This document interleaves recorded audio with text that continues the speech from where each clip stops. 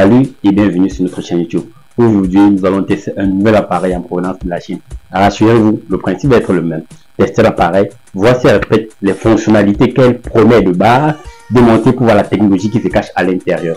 Pour ceux qui ne me connaissent pas, je m'appelle Rodrigue Kamka, je suis ingénieur en génie électrique chez iConfinity et passionné par tout ce qui touche au domaine du génie électrique, notamment l'électricité, l'électronique et la programmation informatique.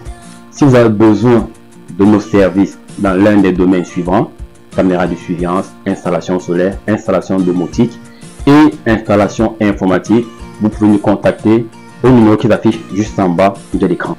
Vous connaissez déjà le nouveau principe que nous avons adopté dans cette chaîne. C'est le principe No Fake No Way.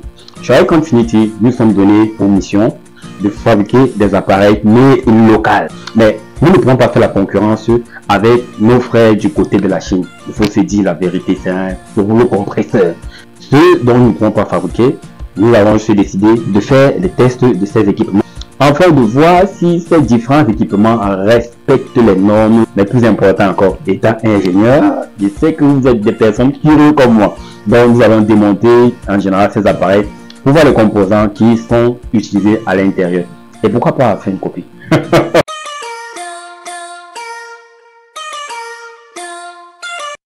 Voici le dispositif que nous avons entre nos mains. Il s'agit de ce petit bijou qui est un chauffe-tasse, ou du moins une mini plaque électrique, je sais pas trop. Première chose qu'on peut regarder là, c'est Caution Hot. On va avec le logo température là, c'est forcément quelque chose qui va beaucoup chauffer. Heat Preservation Disc. Au cas où on est bilingue, mais moi je suis pas bilingue. Je relis encore. Heat Preservation Disc. Vous avez compris. Pendant les différentes caractéristiques techniques, ce qui m'intéresse ici, c'est le voltage, 220 volts, 16 watts. 16 watts, c'est l'équivalent de la lumière que j'ai ici là chez moi. Ouais, nous allons d'abord procéder au test. On va essayer de chauffer une tasse d'eau avec cela. Sans plus tarder, je vais chercher une tasse d'eau et nous allons brancher pour voir comment est-ce que ça va se comporter. L'équipement fonctionne sur 220 volts. Donc, je branche. Et là, rien ne se passe. Ça ne chauffe pas. Pourquoi? Je pose la tasse. Ah, ok. Ah, premier système de sécurité. Ça, c'est intéressant. Donc, on pose la tasse avant que le dispositif s'allume. Je vous promets que ça chauffe.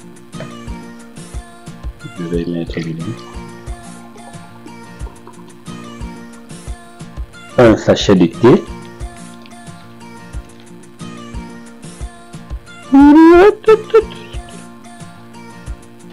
Et on attend. A few moments later. Après 3 heures de temps, ce que je me rends compte, c'est que mon eau est tiède. Après les différents essais, je suis aux alentours de 45 degrés Celsius. Nous allons procéder au démontage. C'est la partie que j'aime le plus. Et je trouve ça tellement excitant de démonter un nouvel appareil que de déshabiller une fille. Dites-moi dans les commentaires ce qu'on peut trouver comme élément chauffant à l'intérieur. Est-ce que ce sera une bobine ou du moins une résistance chauffante comme celle qu'on trouve dans nos chaudières, ou est-ce que ça peut être notre type de composant? La première chose qui me marque, c'est bien fait. On a la possibilité d'accrocher là au mur. Pas de vis. Pas de vis. Pas de vis. Pas de vis. Depuis ma boîte, il n'y a aucune vis. Ok, il fallait juste décoller. En bas, qu'est-ce qu'on a? C'est un bouton pour soi qui, lorsqu'on appuie dessus, va faire passer le courant. Ici, on a notre LED bleu. Bon, je vois une diode ici, une résistance là. Maintenant, ici à ma sortie, j'ai ma résistance chauffante. C'est véritablement du verre. Je vais démonter ma résistance pour voir de quel type d'élément chauffant est-ce qu'il s'agit. Bon, c'est un semi-conducteur et on a cette seconde électrode qui vient juste se positionner là. Le courant en circulant de là et à là trouve une forte résistance et c'est ce qui produit donc cette chaleur pour faire chauffer notre plaque. Après avoir démonté notre appareil, nous constatons que sa conception est extrêmement minimaliste. Nous avons maximum 5 composants, à savoir une diode d'injonction pour faire passer la tension dans le sens positif au niveau de la LED, une LED pour signaler qu'en fait le circuit en marche, une résistance pour réduire la tension qui est censée alimenter la LED, un switch pour établir le contact afin d'alimenter la résistance chauffante et enfin un élément chauffant qui n'est rien d'autre qu'un semi-conducteur avec 2 électrodes. Il s'agit d'un maintien de température tasse. Ça ne permet pas de chauffer la tasse.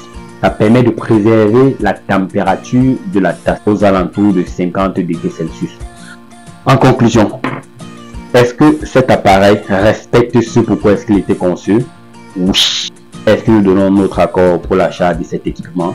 Je dirais oui. Et si vous avez besoin d'un pareil équipement, je mettrai juste un numéro là où vous pouvez vous en procurer. Je le trouve très joli, bien décoratif. Pour quelqu'un qui consomme extrêmement les boissons chaudes comme moi, je le conseillerais cet équipement.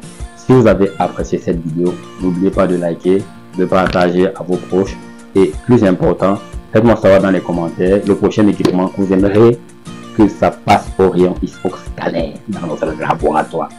C'était Audrey Kamka, votre ingénieur personnel. Kamida.